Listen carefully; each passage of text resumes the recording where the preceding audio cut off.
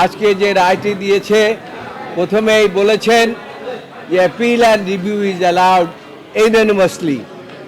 এখানে কোনো মেজরিটি এবং মাইনরিটি নাই, সকল জাজ ইউনানিমাসলি আমাদের অ্যাপিল এবং রিভিউ অ্যালাউ করেছে। এর অর্থ ইউনানিমাস মানে সর্বসম্মতিক্রমে। আজকে আপনারা জানেন যে আজকের দিনটি সারা বাংলাদেশের মানুষের জন্য মনে হয় যে একটা ঈদের দিন। এই ঈদের দিন এই কারণে যে 13 অ্যামেন্ডমেন্টটিকে একজন বিচারপতি রাজনৈতিক উদ্দেশ্য প্রণোদিতভাবে তিনি এই রায়টি দিয়েছেন এবং সেই রায়টি ছিল একটি সরকারের উদ্দেশ্যকে বাস্তবায়ন করার জন্য।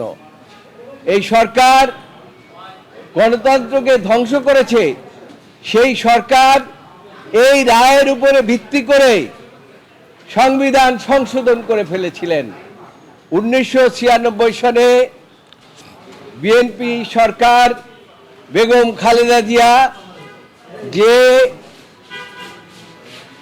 তত্ত্বাবধায়ক সরকার ব্যবস্থা প্রবর্তন করেছিলেন, সেই তত্ত্বাবধায়ক সরকার ব্যবস্থা তিনি বাতিল করেছিলেন এবং এমনভাবে বাতিল করেছেন যে তিনি সরকার যেভাবে অ্যামেন্ডমেন্ট করেছেন তার রিটায়ারমেন্টের পরে তিনি সেইভাবেই তিনি সেটা বাতিল করেছেন। অর্থাৎ আজকে রায়ের ফলে স্যার কি হলো সেটা একটু বলেন স্যার। ফলে আজকের রায়ের ফলে আমি তো আগেই বলেছি, আজকের রায়ের ফলে আবার তত্ত্বাবধায়ক ব্যবস্থা ফিরে এসেছে। কবে থেকে কার্যকর হবে? দেশের মানুষ এতদিন যে ভোট দিতে পারে নাই, তারা এখন ভোট দিতে পারবে। এবং সর্বশেষ যে কথাটি আদালত বলেছেন যে পার্লামেন্ট এবং এই যে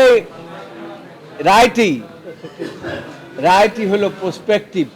আমি আগেও বলেছি, আমরা আবেদন করেছিলাম যে আপিল এবং রিভিউটি মাননীয় আদালত আপনারা প্রসপেক্টিভ ওয়েতে আপনারা এই বিষয়ে বলবেন এবং আইনের ব্যাখ্যাও আমরা সেই জন্য দিয়েছিলাম এবং সেই পরিপ্রেক্ষিতেই আজকে আদালত উঠেই আপনারা আমাদের যত আর্গুমেন্ট সেই সম্বন্ধে বলেছেন যে আপনারা যে সমস্ত আর্গুমেন্ট করেছেন সেগুলো আমরা বিচার বিশ্লেষণে নিয়েছি।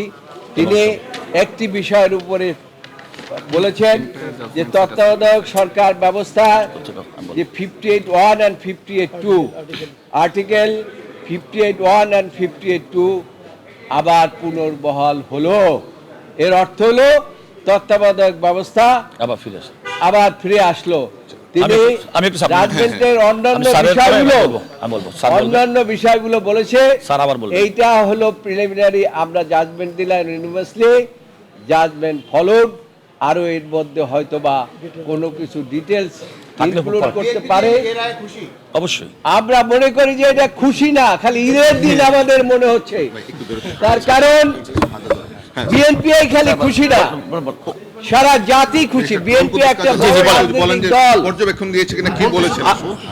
একটি বড় রাজনৈতিক দল এবং এই রাজনৈতিক দল জনগণের ভোটাধিকারের বাস্তবায়নের জন্য তত্ত্বাবধায়ক সরকার ব্যবস্থা করেছিলেন। সেইটাতে উদ্দেশ্য প্রণোদিতভাবে নিয়ে গিয়েছে দেশের মানুষকে ক্ষতি করার জন্য, দেশের ক্ষতি করার জন্য, দেশকে ধ্বংস করার জন্য। সেটা আজকে এই রায়ের মাধ্যমে প্রমাণ হলো। আপনারা জানেন যে এই রায়ের মাধ্যমে এই শেখ হাসিনা শুধু পালে এই যে ব্যবস্থা প্রবর্তন করেছিলেন, শুধু আয়নাঘরেই বানান নাই, হাজার হাজার লক্ষ লক্ষ মানুষকে তিনি গুম করেছেন, খুন করেছেন।